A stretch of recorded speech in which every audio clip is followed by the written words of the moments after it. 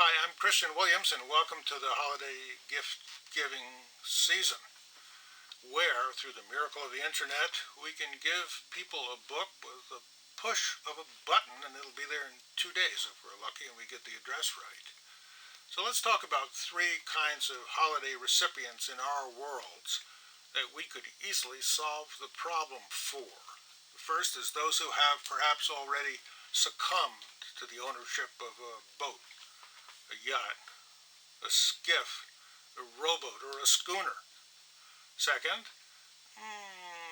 those who have a nascent or increasing interest in the general topic, and perhaps they got that from us, and perhaps they'd like to know more, or perhaps we'd like them to know more. And third, people who just plain like to read and who are able, through turning the pages of a book, to probably go further at sea than any of us because a book crosses all horizons. So, for people who already own a boat, I think there's one indispensable choice for a gift book, and that is Nigel Calder's Boat Owners Mechanical and Electrical Manual, How to Maintain, Repair, and Improve Your Boat's Essential Systems. Calder did a huge amount of work on this. The illustrations are superb, and it saved my bacon several times. It runs from the mundane conversion table from inches to millimeter, which you probably don't have on board if you don't have this book, to how to fix all sorts of things. Calcium is beginning to form in this Y valve, it says here. Well, for a boat owner, it's a gold mine of information. How to use a multimeter. I consult this myself about once a week.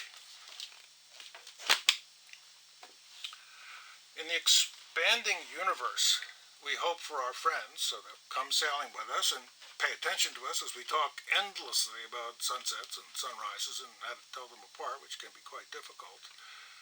There are 5 or 6 classic sailing books which we can all enjoy, in which many of us have reread every 10 years all of our lives. One, a charming one, is Vito Dumas, Alone Through the Roaring Forties. Dumas is an Argentine who, during World War II, with no money, got a really leaky wooden boat, padded himself with newspapers against the cold, and set off in the lower latitudes to sail around the world alone. And he's a single-hander, but a very social sort of a person, of eccentric bent, Italian background, thought he might very well be descended from Italian royalty, which when Italian royalty heard that, they were surprised. I like James Baldwin's book, Across Islands and Oceans,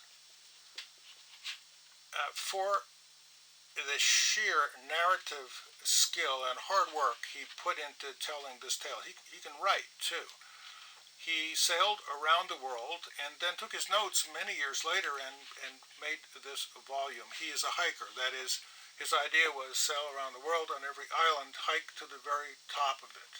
He's also a pretty good amateur archaeologist, and I was surprised to find this little boat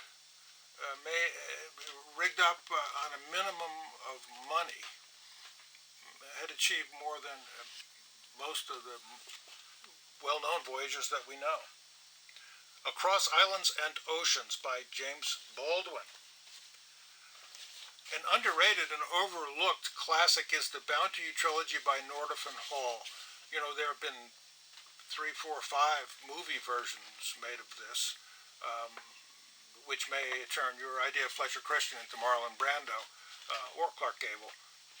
But these guys, Nordhoff and Hall, were historical novelists who took the data about this true story and were able to turn it into a really first-class historical novel in 3 parts. As you may know yourself, this is the story of Bligh Christian, the mutiny on the bounty vessel, the incredible trip that Captain Bligh pulled off 6,000 miles in an open boat, which is a separate story, and then Pitcairn Island, the third in the trilogy, all in this one volume, in which things come to a pretty pass in Paradise for the Mutineers.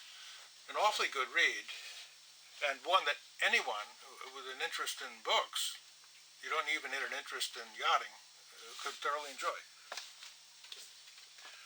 Once is Enough is Miles and Beryl Smeaton's 2 attempts to round Cape Horn on their boat Suhang.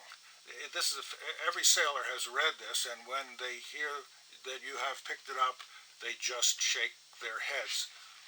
Full of good information.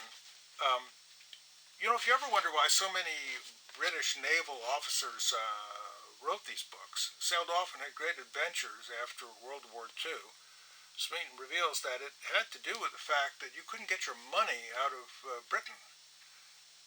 But one workaround was to buy a boat somewhere else, and that saved you post-war dough. Miles is the captain. Beryl is the brains and the brawn. Good book.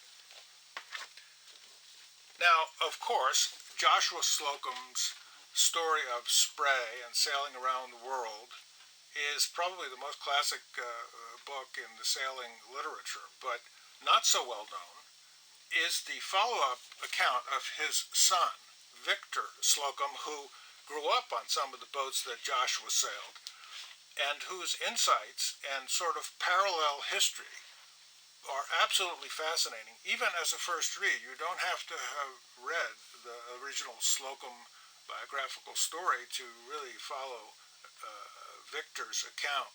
It makes a wonderful companion to a sailor who might already have Around the World by Slocum, and certainly a good introduction to the eccentricities common to these wonderful sailors at the turn of the century. Joshua Slocum is such a famous name that Bernard Montessier, whose book is also highly recommended, although a little philosophical for some people's taste, named his book Joshua.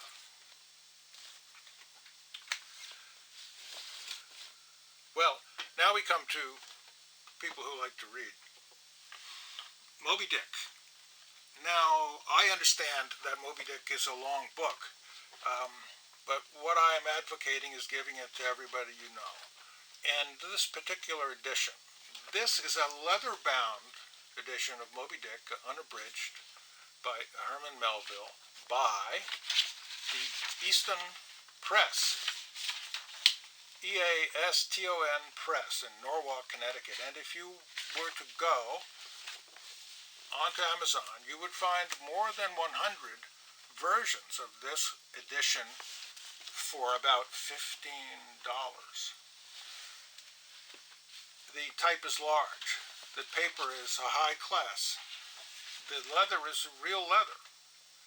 And of the 4 copies and editions of Moby Dick that I happen to have, this is the most readable and the best gift.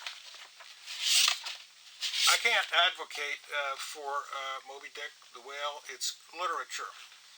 If people are put off by it at age 25, they may be put off by it at age 30 as well, but I guarantee you at some time down the course of their lives, as the years pass by, they will find one moment when they reach for this book, pick it up, and understanding and interest blossoms.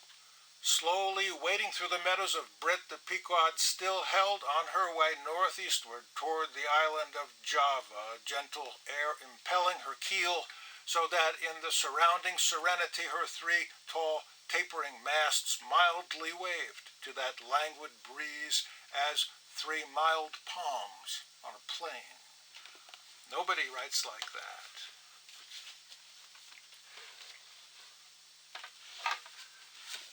The greatest novelist of the sea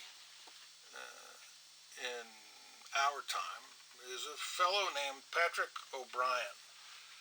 He wrote 20 novels about the Napoleonic Wars, all of which are works, I think, of literature.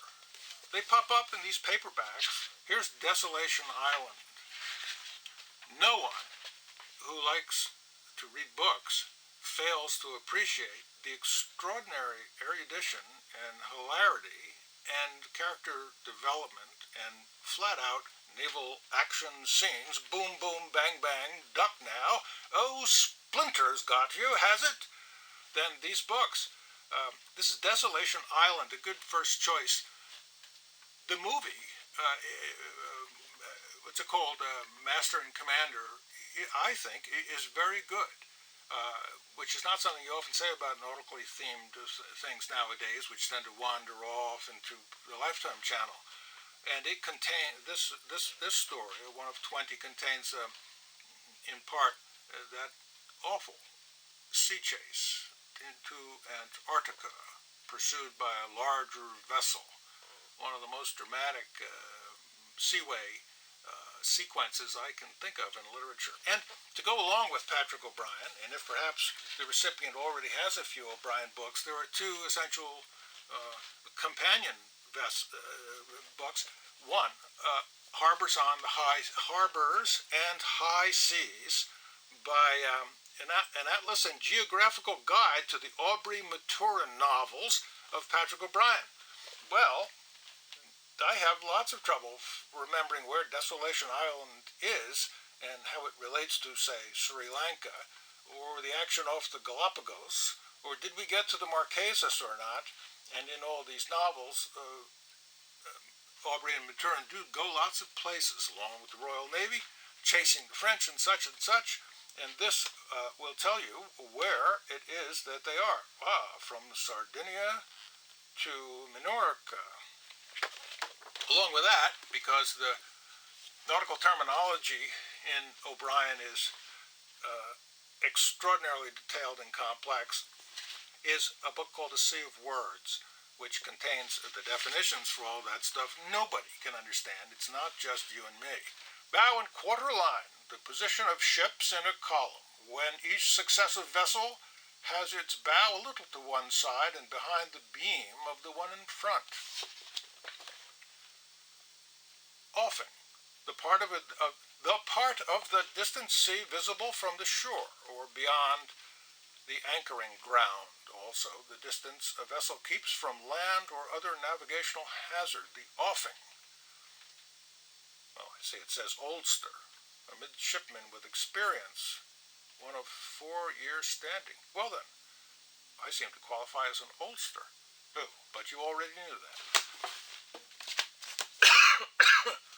Well, those books are certainly a good start on anyone's library, and the receipt of any one of them, if your friend, acquaintance, spouse, brother-in-law, or uncle has any brains at all, really, will be one of tremendous, generous approval of you for all time.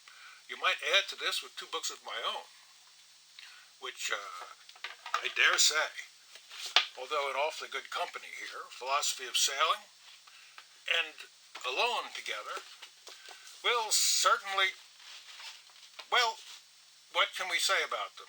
You know the author. And what follows will be a couple of video introductions to them.